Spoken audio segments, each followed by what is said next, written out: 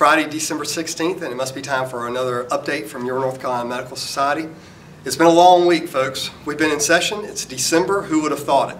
But on Tuesday, Governor McCrory called the legislature back by proclamation to make sure that there was enough language in state law to get the full federal match for flood relief and fire relief victims here in North Carolina.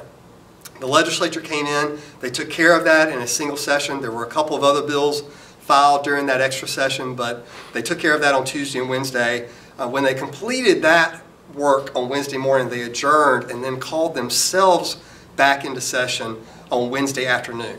And they can do that by petition.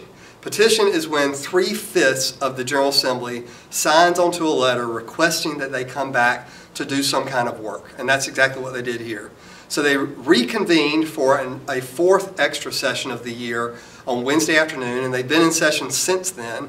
They've had 29 bills filed, but many of those are really not going to move at this point in time. There's really only two of significance that you've heard about already probably in the news, and we want to give you some clarity to at least one of those that we've been watching during this week. So the first one is Senate Bill 4. It's been commonly referred to as the elections bill. It has a lot of different things about combining different groups together. It has a number of different changes to processes that we're going to see here, but nothing that really directly affects medicine. All right. The second bill is House Bill 17. It's been commonly referred to as the appointments bill. That one is something that we've been watching closely, mainly because it touches on the Department of Health and Human Services, specifically the confirmation of a secretary for the Department of Health and Human Services. And we've just been watching that language that allows for the Senate to have advice and consultation over the secretaries would not impede the secretary from actually getting to work. Because one thing we want to make sure is that the Medicaid program continues to work for you and continues to work for your patients as we track over into a new year and a new administration.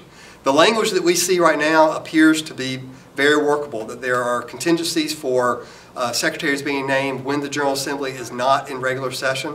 So we don't think there's going to be any hiccup right now, but we will continue to monitor that as time goes on. We do expect that the legislature will finish up with their business today.